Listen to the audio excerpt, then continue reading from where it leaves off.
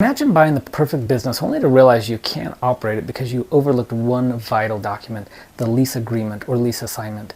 In today's video, I'm going to walk you through the nightmare of what happens when you're trying to do business transactions on your own. You'll learn how to protect your deal, keep your cash flow intact, and sidestep common lease pitfalls that could derail your acquisition. So stick around because this video could save your entire investment. My name's Trent Lee.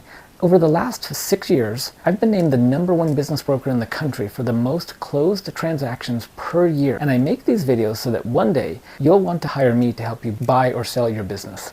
Let's talk about why you can't just step into the seller's lease agreement and what you need to know before you sign on the dotted line. I once had a client who assumed transferring the lease was a simple process. Fast forward to 2 months later and he's scrambling to find a new location because the landlord rejected the transfer. It nearly cost him the entire business. Why? Most landlords require explicit approval to transfer a lease to a new party. Without it, you're stuck negotiating from scratch, or worse, looking for a new space because you shouldn't be there or don't have the legal right to be there to begin with. Always request a copy of the lease agreement early. Review it and review the transfer clause with your attorney. Get the landlord's approval well before the closing. Now, here's an important one, change of control provision. You think the lease is secure because you're buying the business entity, right? In a stock sale? Not so fast. I had another client who purchased shares in a corporation assuming the lease would remain intact.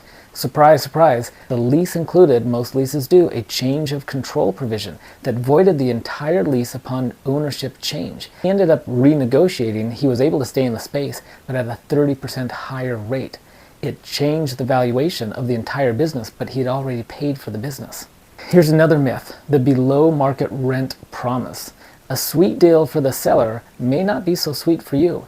Here's a classic scenario. The seller enjoys a below market rate rent because he's been there for 15 years. He's buddy-buddy with the landlord. But the landlord sees the new buyer as a golden opportunity to increase the rent unless this is all negotiated in the lease assignment with options to renew ahead of time. So make sure you research current market rate rents in the similar size and area. Prepare for potential rate increases in your financial projections if you hear that the rate is lower than the market value. Negotiate those lease terms as favorable as possible and do it via a lease assignment with options to extend, and those extensions will outline how much the rate increases will be each year. Here's another one, SBA loan requirements for leases. Think your 5-year lease is fine? Not if you're using an SBA loan. SBA loans typically require a 10-year lease to match the term of the loan, or at least options to extend up to 10 years if the location is vital. I've seen this derail deals or have deals fall apart because we can't get the landlord to agree to that long of a lease assignment or that long of a lease term.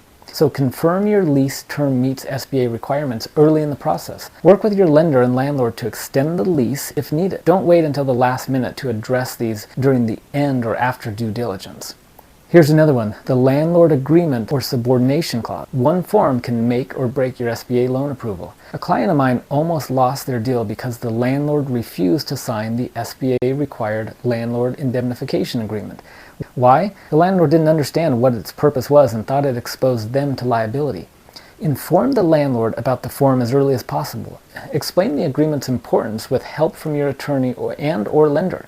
Be proactive in this situation. Landlords often need time to review and approve these forms.